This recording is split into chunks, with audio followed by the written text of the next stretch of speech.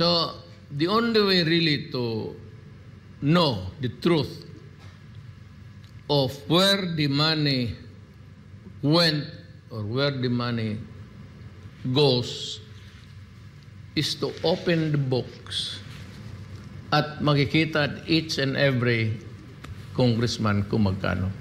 And you will see there that hindi yan tabla, ma'am. Yun yung sinasabi ko kanina. Hindi yan tabla. Makikita nyo kung saan napupunta ang pera at hindi tabla. Ay, syempre, pera yan. Paano naging tabla? Hindi tabla. May napupuntang malaki kay congressman ganito, may kay maliit kay congressman na ganito. Ba't hindi tabla? Pare-parehas sila. Depende sa sip-sip. Paliwanag ni Pangulong Duterte na sa pamamagitan ng pagbubukas ng Book of Accounts ng Kamara ay dito malalaman ang lifestyle ng mga politiko. Dito rin aniya matutukoy kung sino sa kanila ang tunay na Pilipino at nagpapanggap lamang na isang makabayan. Kaya hamon ni Pangulong Duterte sa publiko na huwag magbayad ng buwis maliban kung bubuksan ng Kamara ang kanilang Book of Accounts. Hindi naman tayo mag-revolusyon. I will just tell the people, do not pay your taxes. Until... Antay natin. Ulit-ulitan ha. Hindi ko po kayo sinasabihan, huwag kayo magbayad ng tax. Ang nagsabi po niyan si Tatay Digong. Si former President Rodrigo Duterte ang ating sinusuportahan. Nasa sa inyo po yan. Hindi ko kayo pipilitin kung gusto nyo magbayad ng tax. Hindi ko rin sasabihin sa inyo, huwag kayong magbayad ng tax. Ina-announce lang natin na yan ang hininging suporta ni Tatay Digong. At ako, kung ako tatanungin ninyo anong sasabihin ko, anong gagawin ko, hindi ko sasabihin. Ang gulo mo, Coach Oli. Siyempre, may influence kayo. Baka mamaya, pinag-iinitan na nga kami. Pag-iinitan pa kami. Pag-iinitan na naman.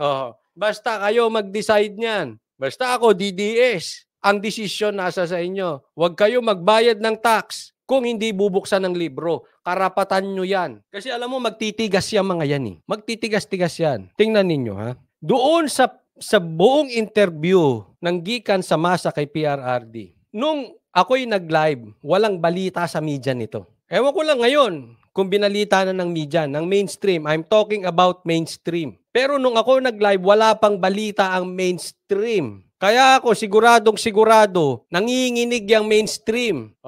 Nanginig yung media na yan. Paano pag di kayo nagbayad ng tax? Di walang ipambabayad yung mga politiko. Di ba? Alam naman natin kung sino mga bayarang media. Naku, wag na tayo maglokohan. Alam din nyo kung sinong, sabi nga ni Banat Bay, mga prostitute. Alam natin yan. Kita mo, napakabigat nitong binanggit ni Tatay Digong. Dati active sila kay Tatay Digong. Mamaya ipapakita ko sa inyo. Sinagot ito ni Romualdez. Mamaya ako ipapakita yung sagot. For now, pag-usapan muna natin itong kay Tatay Digong. Wala sa balita. Sige nga, gusto ko makita. Kayo ba ay susuporta kay Tatay Digong na wag magbayad ng buwis? Hindi ko po sinasabi tinatanong ko lang. Kayo ba ay susunod? Yan po ang hinihinging suporta ni Tatay Digong kung hindi bubuksan ng libro. Congress makes it public. Hindi mo masama dyan.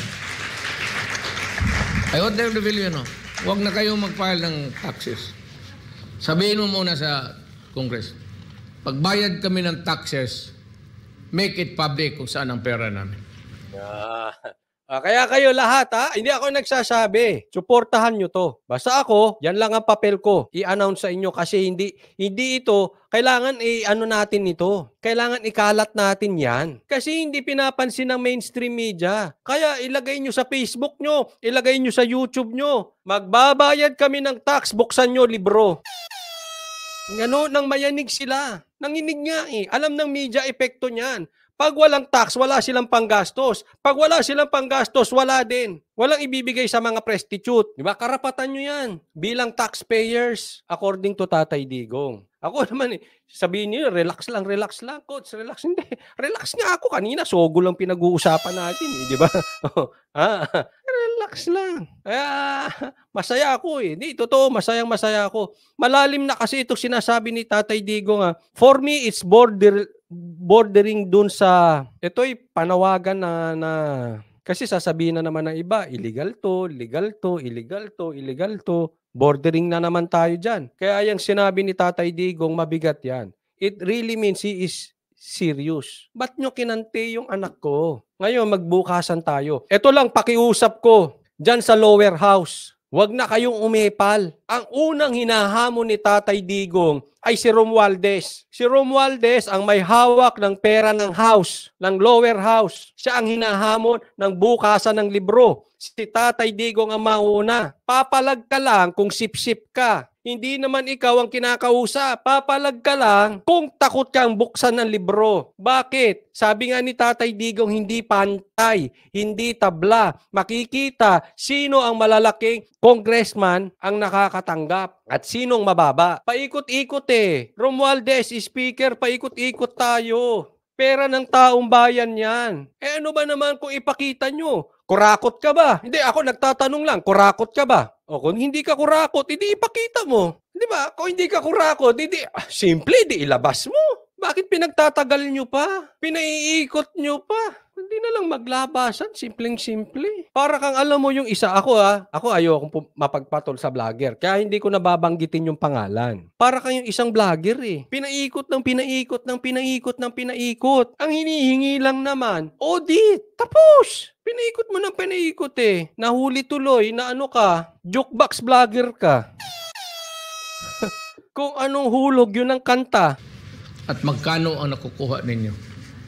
Dagdag ni Pangulong Duterte na ang hamon na ito ay hindi isang banda kundi isang legal demand. It's not a threat. It's a legal demand. Let me know where my money went or how it was spent. Then I will pay my taxes again this year. Without informing me kung ninanakaw ba ninyo o short change kami o baka ang binigay naming peso, ginawa lang ninyo 50 ang ginastos ninyo, yung 50 kinurakot ninyo, kalokohan yan. It's a give and take. It's a legal demand. Kaya maliwanag ha. Para kay Tatay Digong, legal demand yan. Pero I'm sure, alam naman natin kung paano gumalaw yung kalaban eh. Yung mga yan, natakot sa audit. Alam natin kung paano gagalaw yan. Sasabihin nila illegal yan kasi hindi ka magbabayad ng tax. Kay Tatay Digong, legal yan kasi karapatan mo na bago ka magbayad this year. Ang diin no? Diniin ni Tatay Digong bago ka magbayad this year. Hindi ako nagsabi na dinig nyo yan. Mag-demand ka muna. I-demand mo muna. Kaya pag kinontra kayo at sinabing illegal yan, kayo na po magdesisyon. Sino bang paniniwalaan nyo? Si Tatay Digong o ang tambaluslos? The choice is yours. It is not an unlawful demand. I-publish silang ninyo, open the books so that we will know. Yan, di ba? Simple. Just open the books sa publiko so that we will know. Tulungan po natin. Okay? Hindi ko sinasabing suportahan nyo si Tatay Digong. It's up to you kung gusto nyo magbayad ng tax or hindi. Tulungan nating ikalat. Post nyo sa Facebook. Ito ang hinihinging suporta ni Tatay Digong. At the end, kayo rin naman ang mamimili. Sino ang tama sa sitwasyong ito? Si Tatay Digong o si Tambaluslos? Period. Diba? Genevieve Webster o ayan. Sabi ko na, itatanong yan. Ikaw ba, coach, magbabayad ka ba? Basta magpo-post ako. Buksan nyo libro bago magbayad. Diba? Ngayon, etong pahayag ni Tatay Digong. Una, nakakapagtaka. Hindi binalita ng media. Baka nag-uusap muna sila or nag-uusap? Nag-uusap sila kung paano sasagutin to para pare-pareha sila, paano ang balita or nagpapataas ng ihi. Ano nagpapataas naman ng ihi? Ibabalita na namin to. Wala bang NMAX dyan? Wala bang ensimada dyan? Alam nyo na. Wala. Ibabalita na namin to. Baka hindi magbayad ang mga Pilipino. Alam nyo naman, maraming tagahanga yan si Pierre Ardi. Walang ensimada? Walang pa-dinner? Walang NMAX? Walang kabuhayan showcase. Babalita na to. Ibabalita na. Eto na. Eto na. Oh. Counting in 3 days, 2 days, 1 day. 3, 2, 1. Oops! Ang galing talaga. Alam mo, ngayon lang ako nakakita. Etong panahon na ito, ang pinakatahimik ng media. Etong administrasyong ito. Ay, totoo yan. Dati naman hindi, di ba? Birahan ng birahan ng birahan. Kakaingay ng ano. Palagay ko, masarap ang ensimada.